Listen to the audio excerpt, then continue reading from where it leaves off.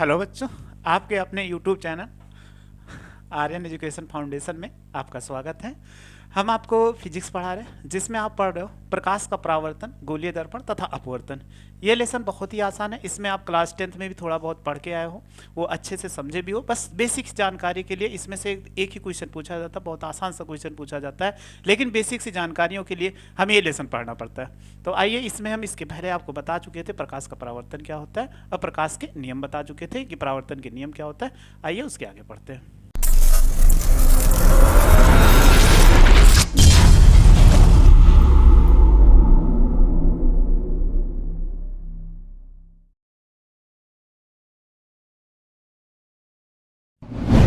तो आज हमें पढ़ना है प्रतिबिंब। यानी प्रतिबिंब क्या होता है, कि प्रतिबिंब को हम कहाँ कहाँ पे देख सकते हैं, यानी कैसे उसके बारे में जानकारी ले सकते हैं। तो आइए सबसे पहले प्रतिबिंब को समझते हैं कि प्रतिबिंब क्या होता है। लिखा हुआ है, बस इसी को एक्सप्लेन कर देते हैं। लिखा हुआ है, जब हम दर्पण के सामने किसी वस्तु को रखते हैं, यानी आप दर्पण का मतलब आप शीशा देखे होंगे अपने घर पे, जो रोज आप सुबह जब जाते हो तो तैयार होके कॉलेज जाते हो या कहीं आपको जाना होता है, तो सबसे पहले आप क्या करते हो, यानी जाने से पहले कहीं भी दर्पण के सामने यानी शीशे के सामने आप खड़े हो जाते हो। तो वो क्या एक दर्पण है, यानी भौतिक विज्ञान की भाषा में उसको हम दर्पण बोलेंगे, लेकिन साधारण सी दैनिक जीवन में उसको शीशा बोलते हैं। तो आप देखो, दर्पण के सामने किसी वस्तु को रखते हैं तो दर्पण में उस वस्तु की आकृति, मतलब कैसे, हुबहू उसी प्रकार की आकृति आपको दर्पण में दिखने लगता है, अर्थात शीशे में दिखने लगता है। जब आप दर्पण यानी शीशे के सामने खड़े होते हो तो आप अपनी आकृति को उस दर्पण में देख रहे होते, यानी शीशे में देख रहे होते। इस आकृति को उसका वस्तु का प्रतिबिंब कहलाता है, यानी दर्पण में जो आकृति बनती है वही उसका क्या कहलाता है, प्रतिबिंब कहलाता है। तो आसानी से आपको ये समझ में आ चुका होगा कि हम जैसे किसी वस्तु के सामने, अगर कोई दर्पण है उसके सामने जब हम खड़े होते हैं, उसमें हुबहू यानी जिस प्रकार वस्तु होती है उस प्रकार की आकृति उसी दर्पण में दिखाई देती है, तो उसी को हम क्या बोलते हैं, प्रतिबिंब बोलते हैं।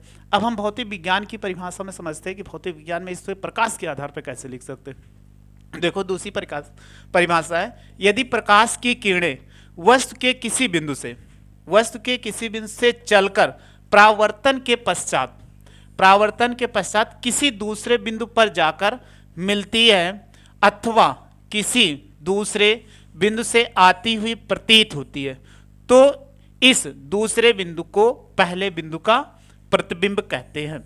और प्रतिबिंब दो प्रकार का होता है, यानी कोई वस्तु आपको किसी वस्तु से चलती है, यानी कोई भी वस्तु चाहे जैसी है उससे प्रकाश की किरणें निकलती हैं। जैसे अगर सपोज कर लीजिए आप किसी वस्तु को बाहर देख रहे हो, तो बाहर से देखने पर पेड़ देख रहे हो या पक्षी देख रहे हो या कोई भी जानवर आप देख रहे हो बाहर, उसमें आपको वस्तु दिख रही है, उस वस्तु को जब देखोगे तो वहां से एक किरणें निकलेंगी। वो किरणें क्या करती हैं, आपकी रेटिना यानी आंख पे आके रेटिना पे गिरती है, रेटिना पे फोकस होकर फिर उसका प्रतिबिंब बनता है। तो यही कहा गया इसमें, किसी भी वस्तु, दर्पण अगर हम ले लेते हैं तो यह हम शीशे के सामने जब खड़े होते हैं तो हमसे कोई वस्तु प्रकाश किरणें चलती है और दर्पण में जाके उसका प्रतिबिंब बनाता है। तो उसी से कह रहा है किसी वस्तु से चलने वाली यानी किसी बिंदु से चलने वाली प्रकाश किरणें परावर्तन के पश्चात किसी दूसरे बिंदु पर जाकर मिलती है या मिलती हुई प्रतीत होती है। तो अभी आपको बाद में बताएंगे प्रतिबिंब का कि कब मिलती है, मिलती हुई प्रतीत होती है। तो दूसरे बिंदु को पहले बिंदु का प्रतिबिंब कहते हैं। ये दो प्रकार का, एक होता है आभासी और दूसरा होता है वास्तविक, यानी वास्तविक और आभासी। जैसे आप रोज शीशा देख के आते हो, या सिंपल सा मोबाइल आप है, आपके पास मोबाइल होगा ही, आपके पास अगर मोबाइल है उसमें किसी की फोटो खींचते हो, फोटो खींचते समय उसका जो प्रतिबिंब होता है वो सदैव आभासी होता है। जब कभी भी आप किसी व्यक्ति का फोटो आप कैमरे में खींच रहे हो, कैमरे में खींचते समय उसका प्रतिबिंब जो होता है वो सदैव कैसा बनता है, आभासी बनता है। वास्तविक, तो वास्तविक प्रतिबिंब जो होता है अभी आगे भी बताएंगे, पर्दे पे प्राप्त किया जा सकता है। तो चलिए हम इसको पढ़ते हैं, वास्तविक प्रतिबिंब क्या होता है और आभासी प्रतिबिंब। परिभाषा इसी में छिपी हुई है लाइन में। देखो, ये कह रहा कि परिभाषा भी किसी वस्तु से दूसरे बिंदु पर आती हुई प्रतीत होती है या मिलती हुई प्रतीत होती है। तो अभी परिभाषा आपको आसानी समझ में आए, इसका स्क्रीनशॉट ले लो। तो देखो, प्रतिबिंब दो प्रकार का होता है, एक इसमें बोलते हैं वास्तविक और दूसरा आभासी। तो वास्तविक को रियल इमेज बोलते हैं और आभासी को वर्चुअल इमेज बोलते हैं। अब देखो, सेम उसी पीछे वाली परिभाषा में ज्यादा अंतर नहीं है, देखते हैं। यदि किसी वस्तु यानी किसी बिंदु वस्तु से चलने वाली किरणें परावर्तन के पश्चात किसी बिंदु पर वास्तव में मिलती है, तो इस बिंदु वस्तु वास्तविक प्रतिबिंब कहते हैं। यानी जो इस बिंदु को होता है उस बिंदु का, जैसे किसी वस्तु से चलने वाली प्रकाश की किरणें जो होती हैं वास्तव रूप में मिलती है, तो इस बिंदु वस्तु को, ये गलत है, इस बिंदु वस्तु का वास्तविक प्रतिबिंब बनता है। ये नहीं लिखना, इस बिंदु वस्तु का, ऐसे, इस बिंदु वस्तु का वास्तविक प्रतिबिंब कहते हैं। इस प्रतिबिंब को पर्दे पर लिया जा सकता है। जैसे सिंपल सा है, आप अगर प्रोजेक्टर देख रहे हो, प्रोजेक्टर देखते समय आपका देखते हो प्रतिबिंब कैसा बनता है, एक पर्दा होता है, पर्दे पर हम देख सकते हैं। तो जिस प्रतिबिंब को हम पर्दे पर देख पाते हैं वो हमेशा कैसा होता है, वास्तविक होता है। और जिसको पर्दे पर नहीं देख सकते वो कैसा है, हमेशा आभासी होता है। अब आभासी में देखो यही कहा गया, किसी वस्तु से चलने वाली प्रकाश की या किसी बिंदु वस्तु से चलने वाली प्रकाश के परावर्तन के पश्चात किसी बिंदु पर वास्तव रूप में मिलती है तो वास्तविक प्रतिबिंब बनता है, और इस प्रतिबिंब को पर्दे पर हम प्राप्त कर सकते हैं। दूसरा है कि आभासी प्रतिबिंब, सेम उसी के, ये आभासी का मिलती हुई प्रतीत होगी। तो यही देखो कहा, यदि किसी वस्तु से चलने वाली किरणें परावर्तन के पश्चात किसी दूसरे बिंदु पर आती हुई प्रतीत होती हैं, इस बिंदु को बिंदु वस्तु का आभासी प्रतिबिंब कहते हैं। आभासी प्रतिबिंब को पर्दे पर प्राप्त नहीं किया जा सकता, इसकी केवल फोटो ली जा सकती है। तो देखो आभासी वही कहा गया, यदि किसी वस्तु से चलने वाली या किसी बिंदु वस्तु से चलने वाली प्रकाश की किरणें परावर्तन के पश्चात किसी बिंदु पर मिलती हुई प्रतीत होती है, तो इस स्थिति में वस्तु का आभासी प्रतिबिंब, इसको केवल क्या फोटो ले सकते हो, इसको पर्दे पर हम नहीं खींचा जा सकता कि पर्दे पर देखा जा सकता। तो प्रतिबिंब दो प्रकार का होता है, और आप ये इसमें केवल आपको प्रतिबिंब पढ़ना था। पिछले क्लास में आपने पढ़ा था कि प्रतिबिंब जैसे अवतल दर्पण उत्तल दर्पण दोनों के प्रतिबिंब, इस क्लास में आपको प्रतिबिंब नहीं पढ़ना है कि प्रतिबिंब कैसे बनाते, बस हमें जानना है कि प्रतिबिंब कितने प्रकार के। तो प्रतिबिंब दो प्रकार के होते हैं, और वास्तविक प्रतिबिंब याद रखिएगा पर्दे पर लिया जा सकता है, और आभासी प्रतिबिंब पर्दे पर नहीं लिया जा सकता। चलिए अब आगे पढ़ते हैं दर्पण, क्योंकि दर्पण हमें पढ़ना है, क्योंकि हमने बताया था परावर्तन, प्रकाश का परावर्तन, इसके बाद गोलीय दर्पण या दर्पण के बारे में। तो दर्पण पढ़ते हैं। हमें केवल इस क्लास में जो पढ़ना है वो गोलीय दर्पण पढ़ना है, समतल दर्पण नहीं पढ़ना, लेकिन फिर भी हमने थोड़ी सी जानकारी बढ़ाने के लिए आपको ऐड कर दिया। तो चलिए देखते हैं। किसी पारदर्शी वस्तु के एक पृष्ठ पर पारे की कलई, देखो इसमें क्या कह रहा है कि पारे की कलई कर दिया जाए,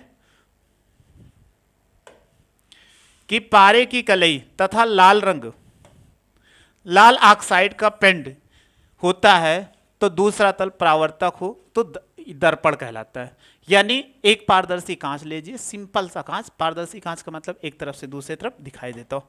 अगर हम सपोज कर लीजिए कि ऐसे हमने क्या कर दिया, कोई कांच ले लिया,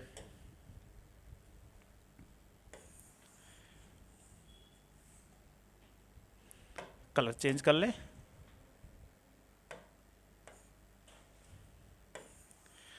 सपोज कर लीजिए ऐसे कोई कांच ले, ये कैसा पारदर्शी एक तरफ से दूसरी तरफ दिखाई दे रहा। अब इस पे क्या कर दो, काला पेंट कर दो, या लाल ऑक्साइड का क्या पेंट कर दीजिए, और पारे की कलई कर दीजिए। कलई का मतलब रंगना होता है। अब इसको अगर हम कलई कर देते हैं तो आसानी से देखो काला हम पेंट कर देते हैं, ताकि आपको ये देखो अभी एक ऐसा बन गया, दर्पण बन गया। वही कहा गया। तो एक पृष्ठ क्या होगा, यानी आप दोनों साइड नहीं पेंट करोगे कि दोनों साइड पेंट करिए, इसके दो साइड होते हैं, दो साइड में एक ही साइड पेंट करना है। एक साइड आपने सामने वाला साइड पेंट कर दिया तो दूसरे पृष्ठ से क्या हो, प्रकाश का परावर्तन होने लगेगा। वही कहा कि इसी पारदर्शी कांच के एक पृष्ठ पर पारे की कलई तथा लाल ऑक्साइड का पेंट होता है, और दूसरा तल क्या करता है, परावर्तक का काम करता है। तो इसे हम क्या बोलते हैं, दर्पण। समतल दर्पण यानी ये दो प्रकार का होता है मुख्यतः, एक समतल होता है, दूसरा गोलीय दर्पण होता है।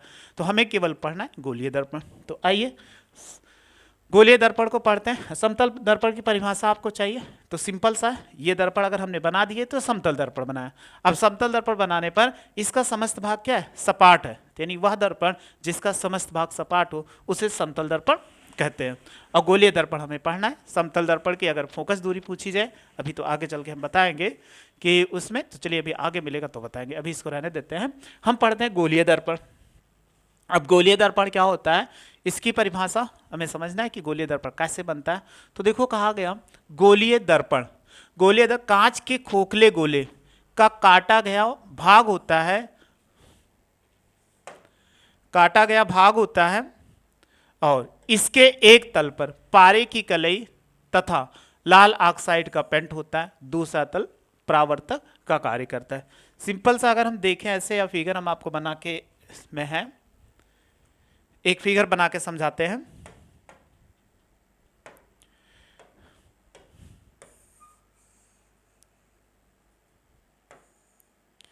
मान लीजिए ये क्या है, कोई कांच का खोखला गोला है। अब इसके कह रहा है एक पृष्ठ पे आपको क्या करना है, कलई करना है। कलई करने का मतलब रंगना है। तो लाल ऑक्साइड से इसको क्या कर सकते हैं, रंगते हैं। तो इसको रंगने के लिए हम कहाँ पे, इस साइड में ब्लैक से ऐसे रंग देते हैं, लाल रंग से कलर कर देते हैं, ऐसे कर देते हैं। इस साइड को हमने क्या कर दिया, कलई कर दिया।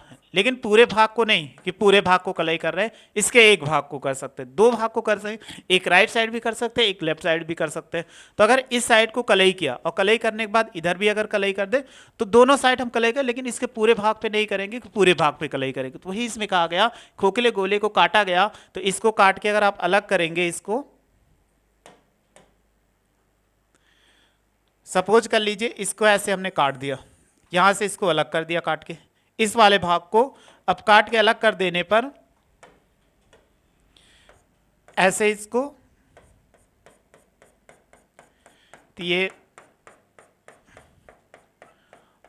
भाग काट के अलग कर दिया गया। जब ये अलग कर दिया गया और इस भाग में देखिए आप कि इसको हमने पूरे को कलई कर दिया। जब कलई कर दिया तो इसके दो पृष्ठ है, एक बाहर वाला एक अंदर वाला। ये अंदर वाला पृष्ठ है और इस तरफ कैसा बाहर वाला पृष्ठ है। तो बाहर वाले पृष्ठ पर हमने क्या कर दिया, कलई कर दिया। जब बाहर वाले पृष्ठ पर कलई कर दिया और अंदर वाला पृष्ठ कैसा है, चिकना है। जब अंदर वाला पृष्ठ चिकना हो जाए तो आप दो तरह से कर सकते हो, क्योंकि इसमें दो पृष्ठ, एक बाहर वाले पृष्ठ को, एक अंदर वाले पृष्ठ को। तो एक बाहर वाले किया।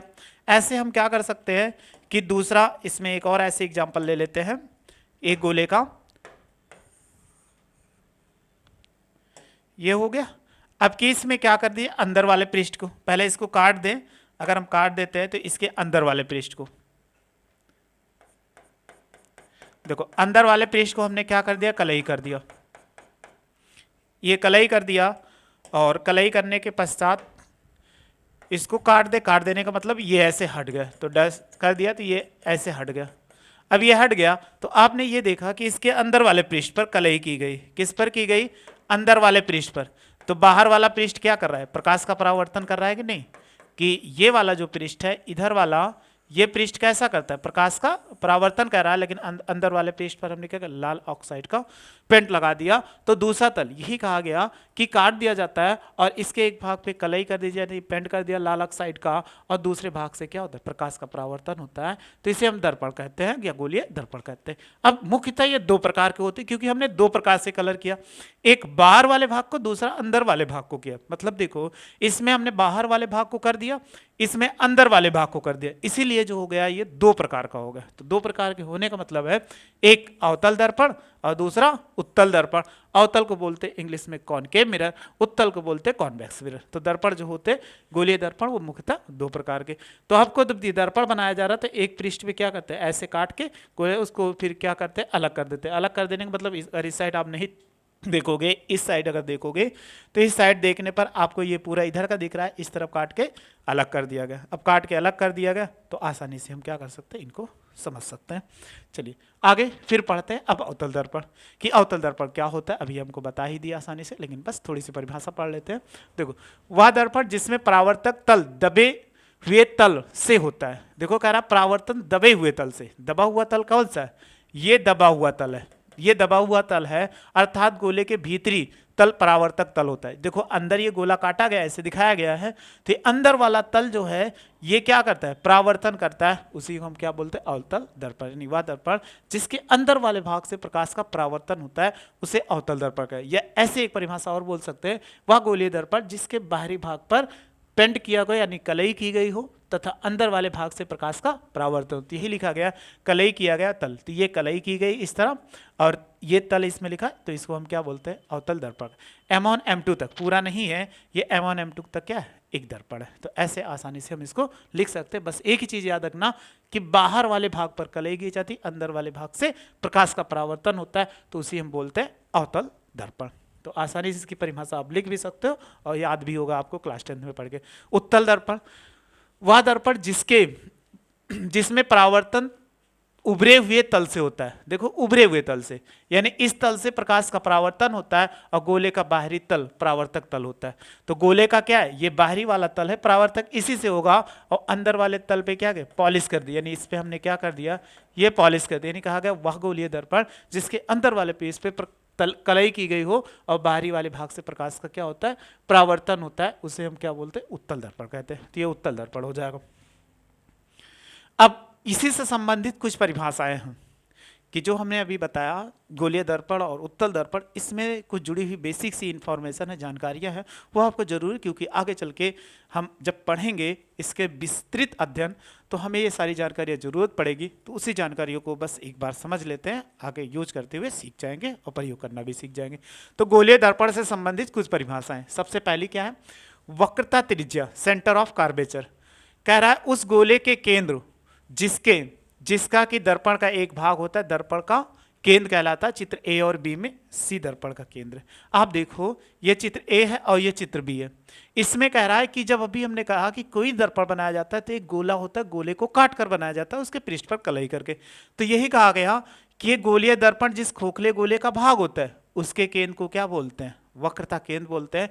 तो सी क्या है, वक्रता केंद्र है, और ये उत्तल दर्पण में सी जो है वक्रता केंद्र है, ये इस पे कहा गया। चलिए फिर अगला देखते हैं कि वक्रता त्रिज्या, रेडियस ऑफ कर्वेचर, उस गोले की त्रिज्या को जिसका दर्पण का एक भाग होता है, दर्पण की वक्रता त्रिज्या, चित्र ए और बी में दूरी सीपी जो है वक्रता त्रिज्या। तो यही कहा गया अगर ये गोलीय दर्पण है, अब गोलीय दर्पण है तो इस किसी खोखले का भाग होगा, तो गोलीय दर्पण जिस खोखले गोले का भाग होता है उस भाग की त्रिज्या को हम क्या बोलते हैं, वक्रता त्रिज्या कहते हैं। तो वक्रता त्रिज्या कहाँ से कहाँ तक, यहाँ से यहाँ तक और इसमें देखेंगे ये भी कहाँ से कहाँ तक। सीपी क्या है, वक्रता त्रिज्या। जैसे आप सिंपल से रूप में गोला खींचते हो तो गोला खींचते समय हम क्या करते, उनकी त्रिज्या एक आती है, तो की त्रिज्या लेकर तभी गोला खींच सकते हैं। जब गोला खींचा तो यही जिस खोखले गोले का भाग होता है उसकी त्रिज्या को हम क्या बोलते हैं, दर्पण की वक्रता त्रिज्या बोलते हैं, चाहे उत्तल हो चाहे अवतल हो। चलिए एक डिफिनेशन और पढ़ते हैं। ध्रुव यानी पोल किसे कहते हैं, दर्पण के परावर्तक तल के मध्य बिंदु को दर्पण का ध्रुव कहते हैं। चित्र ए और बी में बिंदु पी जो है वो दर्पण का ध्रुव है। देखिए कहाँ है, M1 से, ये यहाँ पे पूरा नहीं है कि पूरा आप दर्पण आप समझ लीजिए, तो पूरा दर्पण नहीं है कि पूरा आप समझोगे तो गलत हो जाएगा। कारण कि M1 से लेकर M2 तक ये आपको दिया गया, M1 से लेकर M2 तक इनके बीच का जो मध्य बिंदु है ये P है, इसी को हम बोलते हैं ध्रुव, यानी दर्पण के गोलीय दर्पण के मध्य बिंदु को ध्रुव कहते हैं। तो यहाँ से यहाँ तक है, M1 से M2 तक, तो इनके जो मध्य बिंदु जहाँ मिलेगा वही दर्पण का ध्रुव कहलाता है, यानी गोलीय दर्पण के मध्य बिंदु को हम ध्रुव कहते हैं। तो ये ध्रुव हो जाएगा। और इसका भी अगर यहाँ पे आएंगे उत्तल दर्पण का तो P है, ये इसका क्या हो जाएगा, ध्रुव हो जाएगा। चलिए और डिफिनेशन कुछ है पढ़ते हैं। मुख्य अक्ष, मुख्य अक्ष किसे कहते हैं, दर्पण के ध्रुव तथा वक्रता केंद्र को मिलाने वाली रेखा दर्पण का मुख्य अक्ष कहलाता है। चित्र ए और बी में पीसी दर्पण का मुख्य अक्ष है। चलिए देखिए कहाँ है, ये यहां से एक रेखा खींची गई, देखो ये एक रेखा खींची गई ऐसे, और दूसरी रेखा ये खींची गई। तो यही कहा गया दर्पण के ध्रुव तथा वक्रता केंद्र को मिलाने वाली रेखा को मुख्य अक्ष कहते हैं। और ये भी हो जाएगा दर्पण के ध्रुव तथा वक्रता केंद्र को मिलाने वाली रेखा को मुख्य अक्ष कहते हैं। फिर अगली डिफिनेशन है दर्पण का द्वारक। देखो दर्पण के परावर्तक तल के व्यास को दर्पण का द्वारक कहलाता है। चित्र ए और बी में M1 M2 जो है दर्पण का द्वारक है। कहाँ है, ये यहाँ से यहाँ तक, यही से प्रकाश का परावर्तन है, यानी गोलीय दर्पण के जितने भाग से प्रकाश का परावर्तन हो सकता है उसे हम दर्पण का द्वारक कहते हैं। प्रकाश ऊपर से गुजर गया तब भी नहीं हो सकता, नीचे से गुजर, लेकिन M1 से अगर गुजरेगा और M2 से तो इतनी ही भाग से प्रकाश का परावर्तन होता तो दर्पण का द्वारक कहते हैं M1 और M2। चलिए इंपॉर्टेंट परिभाषा ये है क्योंकि ये आपके लिए ज़्यादा जरूरी है, ये आपसे पेपर में पूछी जा सकती है। मुख्य फोकस, तो मुख्य फोकस क्या कह रहा है, दर्पण की मुख्य अक्ष के समांतर आने वाली प्रकाश किरणें दर्पण से परावर्तन के पश्चात, यानी दर्पण से परावर्तन के पश्चात कह रहा मुख्य अक्ष के जिस बिंदु पर या तो वास्तव में मिलती है या मिलती हुई प्रतीत होती है, तो उस बिंदु को मुख्य फोकस, चित्र ए और बी में बिंदु एफ जो है मुख्य फोकस है। कहाँ है? ये है। थोड़ा सा छोटा कर देते हैं ताकि और आपको अच्छे क्लियर दिखाई देने लगे। ये आप देखिए, ये है मुख्य अक्ष के समांतर। कैसे आ रहे? मुख्य अक्ष अभी आपको बताए थे, ये है पीसी यहाँ पर, तो पीसी मुख्य अक्ष है। ये प्रकाश किरणें समांतर आई ऐसे और ऐसे यहाँ पर, तो ये सब प्रकाश की जब परावर्तन हुआ तो एक बिंदु इस पर क्या कर रही, मिलती है, और दूसरा देखो अगर इस स्थिति में देखा जाए कि प्रकाश के समांतर किरणें आने वाली इस बिंदु F पर क्या हो रहा है, मुख्य अक्ष के एक बिंदु पर मिलती हुई प्रतीत होती है। तो वही कह रहा है कि दर्पण के मुख्य अक्ष के समांतर आने वाली प्रकाश की किरणें परावर्तन के पश्चात दर्पण के मुख्य अक्ष पे जिस बिंदु पे मिलती है या मिलती हुई प्रतीत होती है, उस बिंदु को दर्पण का फोकस कहते हैं या मुख्य फोकस कहते हैं। तो मुख्य फोकस यही चीज दिखाया गया। फोकस दूरी कह रहा दर्पण के ध्रुव से मुख्य फोकस तल तक की दूरी को दर्पण की फोकस दूरी कहते हैं। चित्र ए और बी में दूरी PF दर्पण की फोकस दूरी है। देखो यहां पे दर्पण के एक सेकंड, यह है फिगर, यहां से P है और F है, यानी PF जो है यही दर्पण की फोकस दूरी। यही कहा दर्पण के ध्रुव तथा मुख्य फोकस के बीच की दूरी को फोकस दूरी कहते हैं। तो P से F तक की दूरी को क्या बोलते हैं? फोकस दूरी कहते हैं। तो हमेशा याद है, चाहे उत्तल हो चाहे अवतल हो, तो इसमें अगर देखा जाए तो अभी निगेटिव पॉजिटिव होगा, तो अवतल दर्पण की फोकस दूरी निगेटिव होगी, उत्तल दर्पण की क्या होगी? पॉजिटिव होगी। तो अभी नियम है, तो नियम पढ़ेंगे तो समझेंगे। एक और लास्ट इसको देख लेते हैं, ये भी बहुत आसान है, कोई ऐसा कुछ नहीं है कि इसमें। अगला है दर्पण की वक्रता त्रिज्या तथा फोकस दूरी में संबंध। तो फोकस दूरी में क्या कह रहा है कि जब दर्पण का द्वारक वक्रता त्रिज्या की अपेक्षा छोटा हो तो फोकस दूरी वक्रता त्रिज्या की आधी होती है। मतलब F बराबर R/2, यही लिखा हुआ है, F बराबर R/2 ये होता है। यानी कह रहा है कि जब दर्पण का द्वारा वक्रता त्रिज्या की अपेक्षा छोटी हो तो फोकस दूरी वक्रता त्रिज्या का आधा होता है, यानी F बराबर R/2। अवतल दर्पण अथवा उत्तल दर्पण की फोकस दूरी F तथा वक्रता त्रिज्या R है। उत्तल हो या अवतल हो, दोनों दर्पण की वक्रता त्रिज्या कितनी है? R है, और फोकस दूरी F है। तो फोकस दूरी और वक्रता त्रिज्या में संबंध जो होता है F बराबर R/2 होता है। तो ये भी बन गया। तो बस इतने ही करते हैं, आगे जो होगा वो नेक्स्ट वीडियो में मिलते हैं। तो आपको ये समझ में आ गया कि हम दर्पण क्या होता है, कि समतल दर्पण क्या होता है, प्रतिबिंब कैसा बनता है।